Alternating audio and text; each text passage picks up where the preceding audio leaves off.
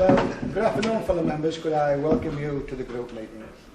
The purpose of the meeting this afternoon is to listen to the leader of the Labour Party outline the future strategy with regards to the forthcoming election. So, Tony, without any further ado from me, if you'd like to address the members, thank you for coming along. Sure, thanks, Brian.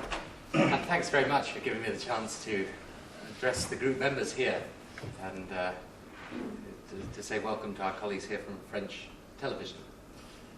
French television. And of course we have got are Heinz and Gunther here? Or? Yes. Yes, there they are, from Rheinhausen, who I'm delighted to see here and who I think have been great supporters of this borough.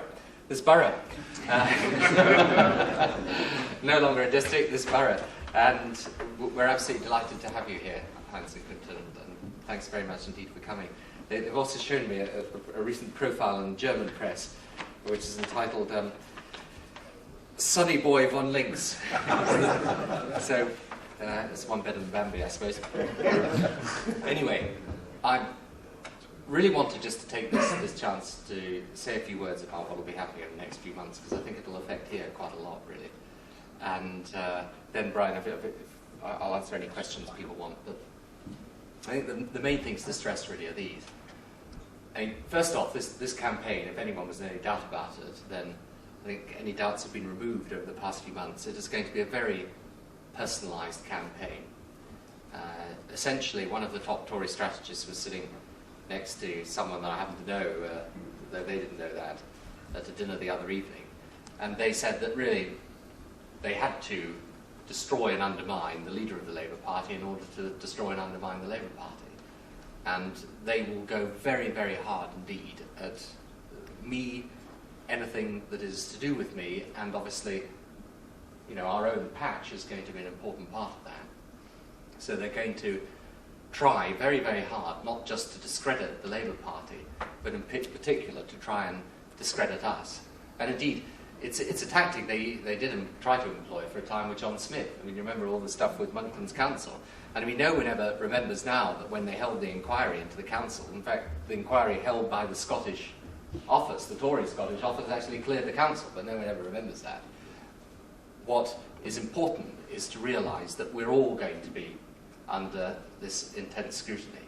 Now, I think that we are, or I am, immensely lucky in that Sedgefield Council actually has a very good reputation, and because of a lot of the stuff that is done, a lot of really visionary stuff, I think, over the past few years, then we're actually quite a strong position to say, as we do, look, this is not something we want to hide away. It's something I'm actually very proud of, the work that has been done here.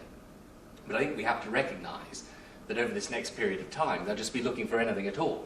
And what I've learned with the newspapers, and certainly with the Tory party over these past few months, is that, you know, it doesn't even need a grain of truth. I mean, they can invent the grain and then they can build a mountain on top of it.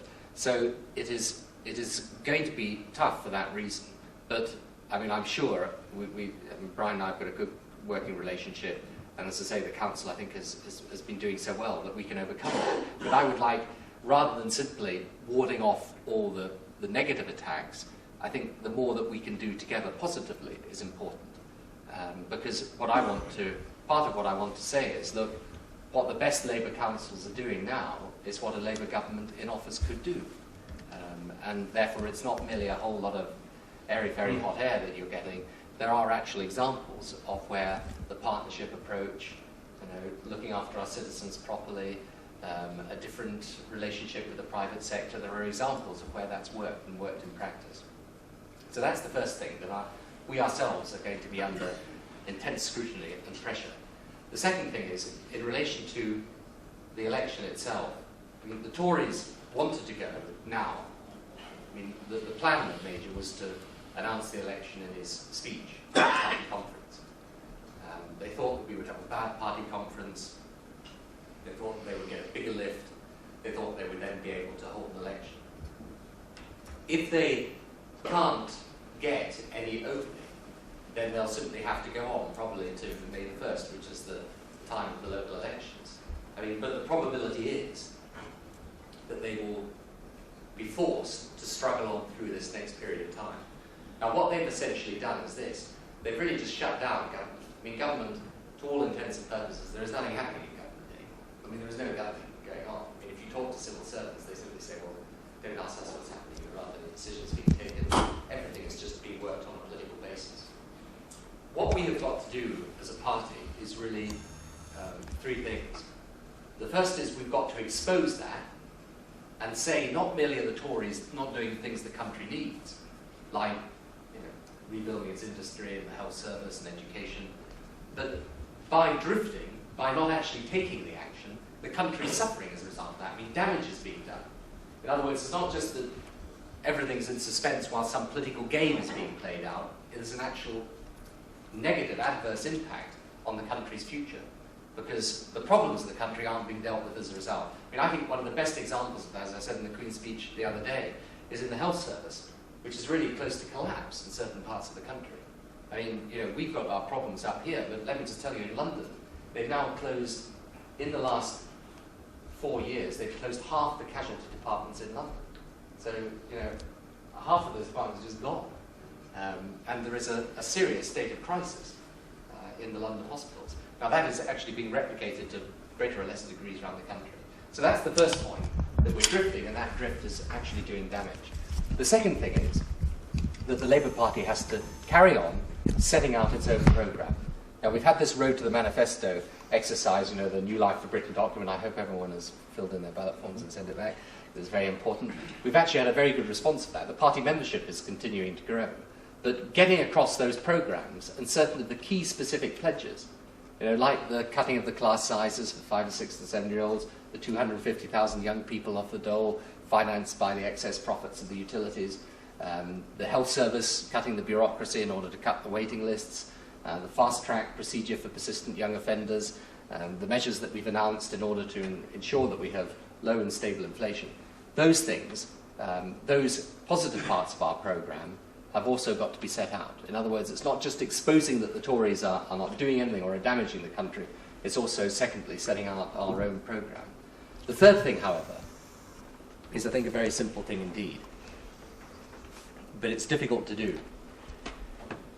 The great trick in modern politics is to be able to provide, if you're running against a government, if you're in opposition, the trick of modern politics, the task that you have to perform as an opposition, is to be able to give hope of change whilst reassuring people against the fear of change. I mean, it's a difficult and sometimes contradictory balance to strike, because if you don't offer them some hope and vision, then they say, well, what's the point of having the change? But on the other hand, if you don't reassure them about the prospects of change, then they get frightened about it. Now, the Tories know this perfectly well. That's why their whole strategy is wrapped around fear. They essentially want either to isolate me from the Labour Party or sort of destroy me personally, and then say the Labour Party's unchanged and unreformed and will do damage to you. And written into that script is obviously the Labour Party itself is something you should fear. What we have to do is to say, look, there is a different way of governing this country, and we're not going to change everyone's lives overnight, but we are going to make a start, and we're going to give fresh direction and ideas and purpose to the country. And it will be a different series of things that are happening. The priorities of our government will be education, reforming the welfare system, building a proper relationship with business, a positive attitude in Europe, decentralising power, getting more power down to the regions and nations of the country and down indeed to local government itself. So we are going to have to inspire people at the same time as reassuring them. And that task, I think, is going to become more and more difficult over these months, because you see, people want to know that things can be better than they are, and yet every time that we tell them how much better things are going to be, then the Tories are going to say, oh, well, what they really mean is they'll put your taxes up, or the trade unions will be back running the government, or if you decentralise power, that means breaking up the United Kingdom. So all the way through, we will be having to ward off their fear at the same time as providing that hope of change. Now, in that endeavour, the Labour Party itself is an immensely important part of it, because it's not just about the leader of the Labour Party or even the shadow cabinet and the members of Parliament. It's actually about the whole of the Labour Party carrying that message out. Now, we are going to have, in the next couple of weeks, we will finally hit the 400,000 mark for our party membership, which is very good. I personally believe it could still be much higher. I think we can get it up another 200,000 over the next period of time. Most people don't think that, but then they didn't think we could get it up to 400,000. I think we can do that. But the actual vigour and energy and morale of the Labour Party itself is an important part.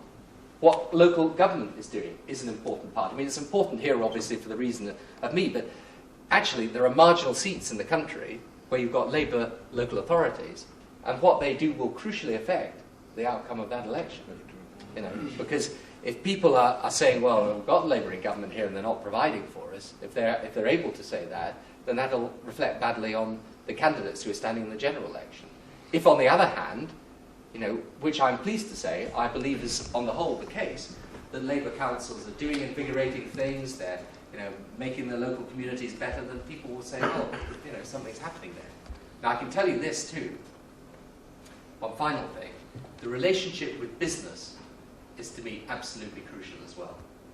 It is absolutely central that we are seen as a party that can work closely with the private sector. Because this has been part of the success story here, but it's the same all over the country. Now, actually, one of the things that I think has been best for us in our relations with business is not just all this touring that myself and Gordon Brown and others have been doing, but that's been very important. It has been that local government has been working with business. And therefore, you know, when the Tories are going into an area where, you know, a Labour council has taken over, and they're saying, you know, Labour will sort of drive business out and everything, the local business people are saying, well, we've got a Labour council here at the moment. They don't seem to be doing that at all. They seem to be welcoming business. So, you know, it goes against their message. One of the best things, for example, we found down in Kent is that Kent County Council is now effectively in Labour hands.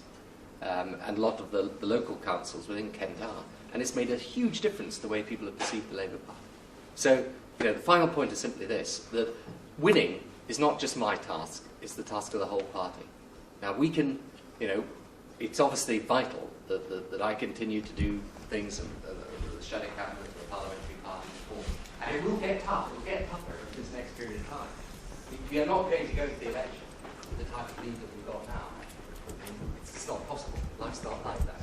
So it is going to narrow, and when it narrows, we've got to hold firm and keep our nerve, because that's when, you know, the test really is on. The country, in my view, wants to change, but as ever, it's up to us to show that change is key, and change is also not.